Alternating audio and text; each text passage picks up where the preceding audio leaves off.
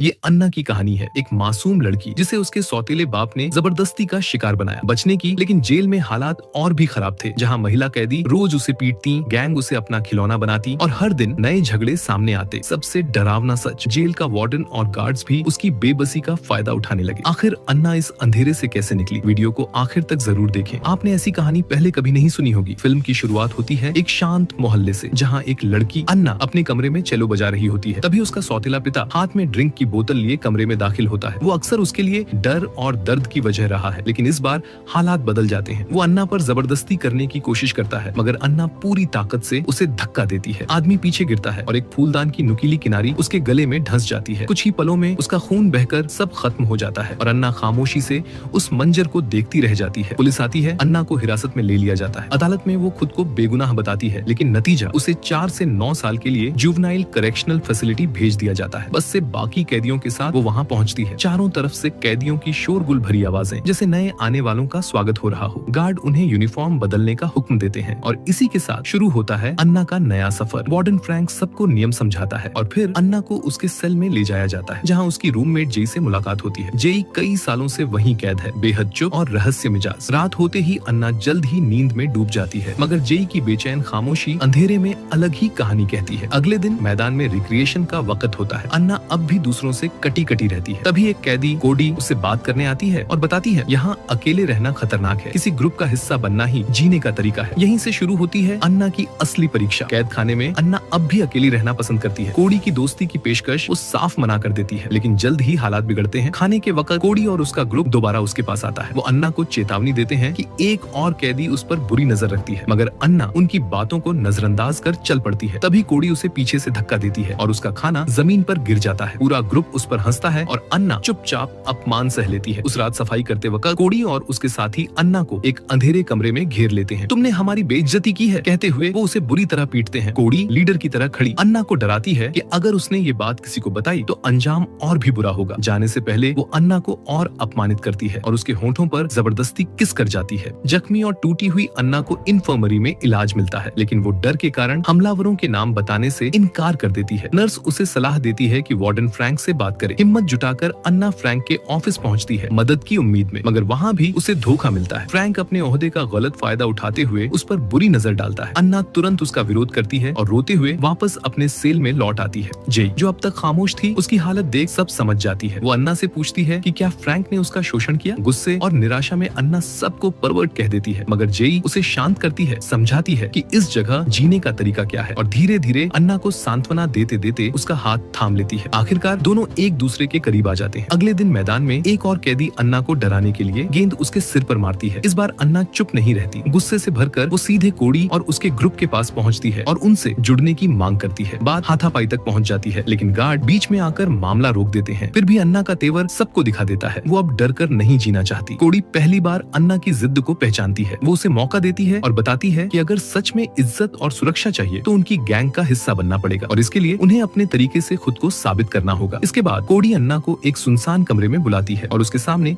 एक ड्रिंक रखती है। फिर एक शर्त रखती है, अगर हमारी गैंग में शामिल होना है तो ये करना पड़ेगा। कोडी अपनी शर्त रखती है, अन्ना को उस काली लड़की से लड़ना होगा जिसने पहले उसे डराने की कोशिश की थी। बाकी सब मोबाइल निकालकर ये लड़ाई रिकॉर्ड करने लगते हैं। मन ही मन डरते हुए भी अन्ना हामी भर लेती है। वो सीधे जाकर उस लड़की को मुक्का मारती है और फिर शुरू होता है एक जबरदस्त झगड़ा। मामला इतना बढ़ जाता है कि गार्ड्स को बीच में आकर रोकना पड़ता है। सजा के तौर पर अन्ना को नंगा करके एक अंधेरे सॉलिटरी सेल में डाल दिया जाता है। पूरे 47 घंटे तक तन्हाई और अंधेरे में वो टूटने लगती है। सजा पूरी होने के बाद उसे फिर वार्डन फ्रैंक के ऑफिस में बुलाया जाता है। फ्रैंक अपने चेहरे पर अजीब सी संतुष्टि लिए उसे याद दिलाता है कि वो उसकी हर हरकत पर नजर रख रहा है। वो धमकी देता है कि अगर अन्ना ने उसकी बात नहीं मानी तो अगली बार और भी लंबी व सख्त सजा मिलेगी। डर के मारे अन्ना चुप हो जाती है और फ्रैंक किसी कमजोरी का फायदा उठाकर उस पर जबरदस्ती अपनी हवस पूरी करता है। बाद में गंदगी और शर्मिंदगी से भरी अन्ना बार बार नहाकर और उल्टी करके इस दाग को धोने की कोशिश करती है। अगले दिन वो औपचारिक रूप से कोडी की गैंग में शामिल हो जाती है। एक छोटे कमरे में उसके हाथ पर टैटू बनाया जाता है जो इस गैंग का निशान है। सबके चले जाने के बाद कोडी उसे अपने पास खींच लेती है और जबरदस्ती एक नजदीकी पल थोपती है। कोडी वादा करती है कि अब से वो अन्ना की हिफाजत करेगी, लेकिन ये रिश्ता भी मजबूरी और डर के धागों में बंधा है। अचानक एक और लड़की कमरे में दाखिल हो जाती है, मगर कोडी तुरंत उसे टाल देती है। तभी एक गार्ड आता है और अन्ना को वापस उसके सेल में ले जाता है। अगली सुबह अन्ना की माँ उससे मिलने आती है। अन्ना उम्मीद करती करती है कि माँ उसका दर्द समझेगी, उसे सहारा देगी, लेकिन उल्टा माँ उस पर चीखती है, उसे उसके सौतेले पिता का कातिल कहती है। अन्ना बार बार समझाने की कोशिश करती है कि उसने जानबूझकर कुछ नहीं किया, मगर माँ उसकी एक भी बात नहीं मानती। गुस्से में आकर वो अन्ना को मार भी देती है और आखिरकार गार्ड्स को बीच बचाव करना पड़ता है। अपनी बेटी से मुलाकात का नतीजा अन्ना के लिए और भी दर्दनाक हो जाता है। उसकी माँ गुस्से से भरी हुई कहती है, काश तुम हमेशा के लिए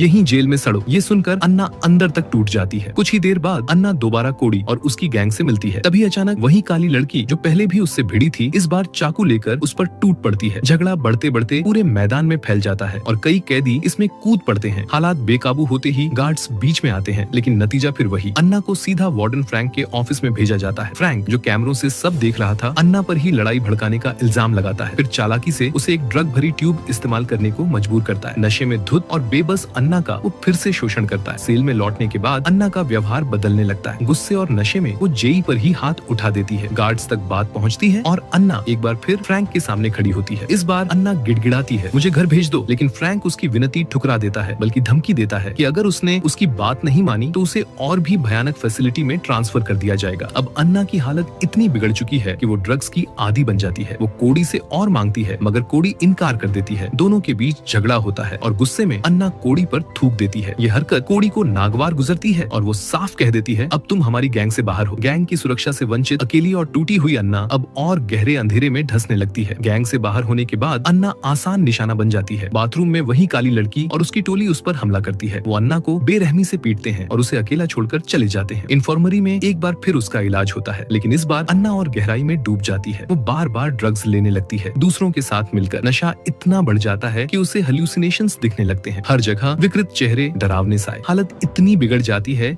कि गुस्से और दर्द में वो अपने हाथ पर खुद ही डेड टैटू कर लेती है। धीरे धीरे उसका शरीर भी जवाब देने लगता है। एक दिन वो अपने सेल में उल्टियां करने लगती है। जेई उसे समझाती है कि किसी ड्रग काउंसलर से मदद ले, मगर अन्ना हंसकर उसकी बातों को मजाक बना देती है। ये जेई को और भी चोट पहुंचाता है। दिन बीतते हैं और उसकी हालत और बिगड़ती है। आखिरकार अन्ना उसी लड़की का सामना करती है जिसने बाथरूम में उसे मारा था, लेकिन ये लड़ाई इतनी बढ़ जाती है कि गार्ड तक घायल हो जाते हैं। हालात काबू से बाहर हो जाते हैं और आखिरकार स्पेशल फोर्सेस आकर कैदियों को काबू में करती है। नतीजा वही, अन्ना दोबारा सॉलिटरी कन्फाइनमेंट में भेज दी जाती है। रिहाई के बाद कोडी उससे मिलने आती है। इस बार वो जेई का मजाक उड़ाती है। अन्ना गुस्से में साफ कहती है, हम न दोस्त हैं न दुश्मन, अब मुझे अकेला छोड़ दो। कोडी चुपचाप चली जाती है। उस रात जेई अन्ना के पास रहती है, उसे सांत्वना देती है। दोनों एक बार फिर एक दूसरे की बाहों में सुकून ढूंढते हैं, लेकिन अगली सुबह जब जेई उसे ड्रग्स छोड़ने की सलाह देती है, अन्ना उसकी बात सुनने को तैयार नहीं होती। वो फिर से उन्हीं लड़कियों के पास चली जाती है। जैसे ही वो ड्रग्स लेने ही वाली होती है, कोडी आ धमकती है और उसे रोकने की कोशिश करती है, मगर अन्ना भड़क उठती है, चिल्लाने लगती है। माहौल इतना बिगड़ जाता है कि फिर से स्पेशल फोर्सेस को बुलाना पड़ता है। इस बार वार्डन फ्रैंक खुद हालात संभालने आता है। गुस्से और निराशा में अन्ना एक टूटी हुई बोतल से खुद को नुकसान पहुंचाने की धमकी देती है। गार्ड उसे काबू करने की कोशिश करता है, लेकिन इस अफरातफरी में फ्रैंक के चेहरे पर खरोंच आ जाती है। आखिरकार अन्ना को काबू में कर लिया जाता है और एक बार फिर उसे अंधेरी सॉलिटरी सेल में डाल दिया जाता है। अन्ना को एक बार फिर कपड़े उतारकर अंधेरी सॉलिटरी सेल में डाल दिया जाता है। इस बार वक्त और भी लंबा है। तन्हाई, अंधेरा और निराशा उसे पूरी तरह तोड़ने लगते हैं। हताशा में वो अपने खाने की ट्रे तोड़कर उसके टुकड़े से खुद को घायल कर लेती है। गार्ड उसे खून से लथपथ पाता है और तुरंत मदद बुलाता है। जब अन्ना होश में आती है तो खुद को साइक वार्ड में डॉ हान की देखभाल में पाती है। डॉ हान उसे भरोसा दिलाती है कि वो मदद के लिए है। अन्ना खुलकर कहती है कि उसने खुदकुशी करने की कोशिश नहीं की, वो बस इस दर्द और तन्हाई से निकलना चाहती थी। कुछ दिनों बाद उसे जनरल वार्ड में शिफ्ट कर दिया जाता है। वहाँ एक नर्स उसकी देखभाल करती है, उसे हिम्मत देती है। बेहतर महसूस करते ही अन्ना अपनी माँ से मिलने की रिक्वेस्ट करती है। इस बार नजारा बदल चुका होता है। माँ अपने पिछले बर्ताव पर माफी मांगती है और वादा करती है कि वो अन्ना की पढ़ाई और उसके स्कॉलरशिप को वापस दिलाने में मदद करेगी। घर खोने के दर्द ने माँ को अपनी गलतियाँ दिखा दी थी। अन्ना के दिल में पहली बार उम्मीद की